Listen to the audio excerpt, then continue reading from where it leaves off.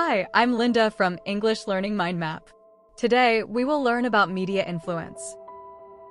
Media influence. To shape perceptions and sway discourse through media influence, digital platforms play a massive role in our daily lives. Basically, we are looking at how the things we see on screens change how we think about the world. Information dissemination. As a primary function of media influence, information dissemination works to propagate news and broadcast updates to a global audience instantly.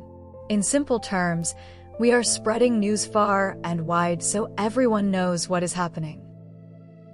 Algorithmic curation. Algorithmic curation is a technical layer of information dissemination used to filter content and tailor feeds based on our personal interests. This means that a computer program decides which posts you see first on your phone. Echo chambers. A direct result of algorithmic curation is the creation of echo chambers, which tend to reinforce bias and insulate views from any opposing logic. To put it simply, you end up only seeing news that agrees with what you already believe. Journalistic integrity. To ensure information dissemination remains fair, journalistic integrity is needed to uphold truth and maintain neutrality in reporting. Essentially, we are making sure that reporters are honest and don't take sides when they tell a story. Fact verification. Within the scope of journalistic integrity, fact verification is used to debunk myths and confirm sources before a story goes live. In other words, we are double-checking every detail to make sure the news is 100% real. Public opinion. Public opinion is a powerful outcome of media influence that can mobilize masses and dictate priorities for the government. Simply put, this is what the majority of people think about important topics or world events. Agenda setting. Agenda setting is a core strategy within public opinion used to highlight issues and influence salience for specific social problems. This means that if the news talks about one topic every day, people will start to think it's the most important thing in the world. Framing techniques. Through various framing techniques, agenda setting can slant narratives and angle stories to make the audience feel a certain way. Basically, we are using specific words or photos to make a news story feel either very scary or very positive. Social polarization. A negative consequence for public opinion is social polarization, which can deepen divides and alienate groups within a country. Effectively, we are seeing people split into two angry sides that refuse to talk to each other.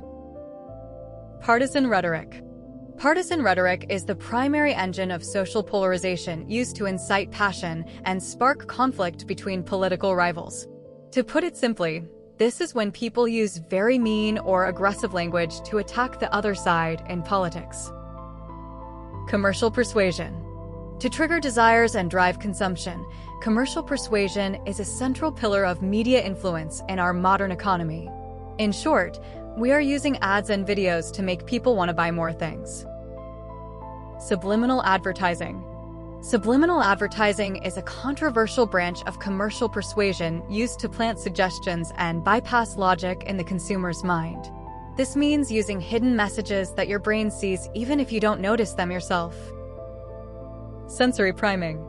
Sensory priming is a subtle technique in subliminal advertising used to evoke moods and stimulate instinct through color and sound. In other words, we use soft music or bright colors in an ad to make you feel hungry or happy without you knowing why. Brand positioning. Brand positioning is a strategic part of commercial persuasion used to carve niches and establish identity in a crowded market. Basically, we are trying to make a company stand out so that people remember it as the best or the cheapest. Targeted marketing. Through targeted marketing, companies improve brand positioning by being able to segment audiences and personalize ads for specific people. To put it simply, a shoe company will only show its ads to people who actually like running. Digital literacy. To empower users and navigate complexity, digital literacy is an essential requirement for managing media influence today. Effectively, we are teaching people how to be smart and careful when they use the internet. Media deconstruction. Media deconstruction is a core skill of digital literacy used to strip layers and reveal subtext hidden within an advertisement. This means looking at a video and figuring out what it is really trying to get you to do.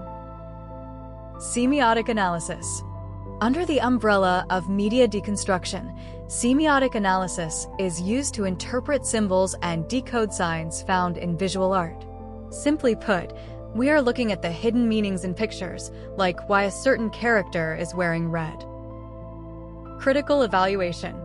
Critical evaluation is a functional layer of digital literacy used to assess validity and judge credibility of online news articles.